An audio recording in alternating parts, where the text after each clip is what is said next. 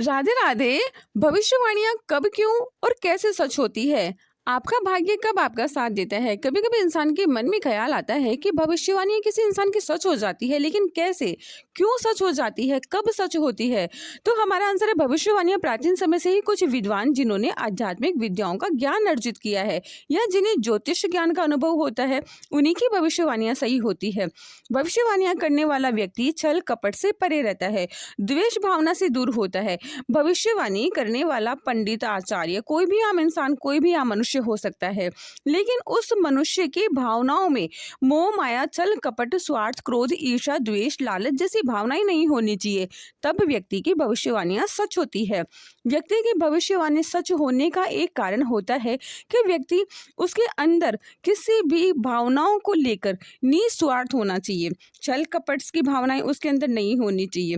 व्यक्ति निस्वार्थ भावना से कोई भविष्यवाणी करता है, अगर साधक को किसी भी प्रकार की देवीय ईश्वरीय कृपा प्राप्त है, तो भविष्यवाणियां सच हो जाती है। जो लोग भविष्यवाणी करते हैं, उन लोगों पर सरस्वती माँ की, गणेश जी की कृपा होती है।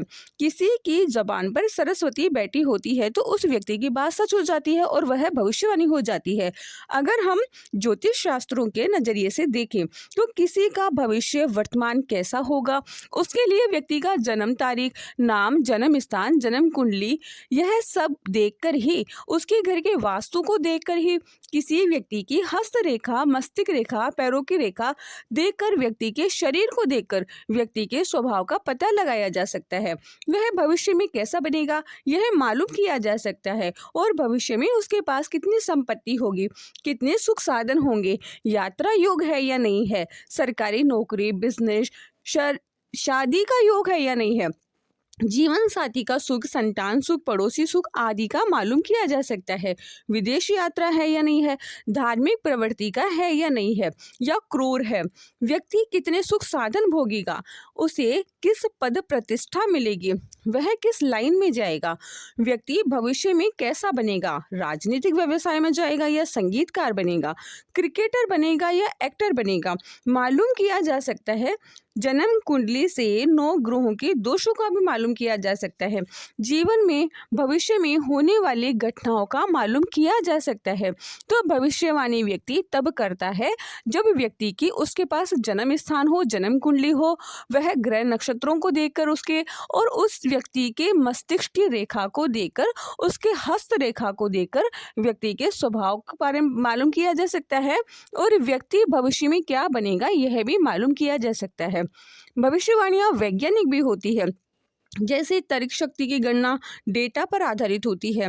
मौसम का पूर्व अनुमान लगाया जा सकता है, जिससे खेती फसलों पर होती है और वहां पर नुकसान और नफा दोनों के बारे में मालूम किया जा सकता है।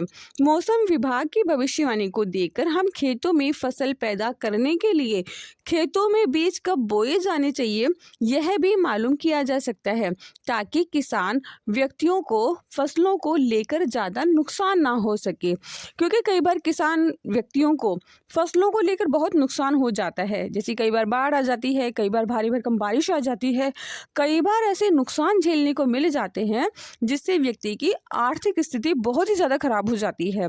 भविष्यवाणी करने वाले लोग विभिन्न प्रकार के होते हैं, जैसे भाग्य बताने वाले, ज्योतिष पंडित, भविष्य का दृष्टा, क्रिस्टल बॉल, अन्य माध्यमों से भविष्यवाणी बताई जाती है। टैरो कार्ड रीडर, हस्तरेखा पढ़ने वाले भी भविष्य बताते हैं। श्री रामचरितमानस में श्री गोस्वामी तुलसीदास जी ने कली युग के जो लक्षण बताए हैं वह आज भी परिवेश में सत्य हो रहे हैं।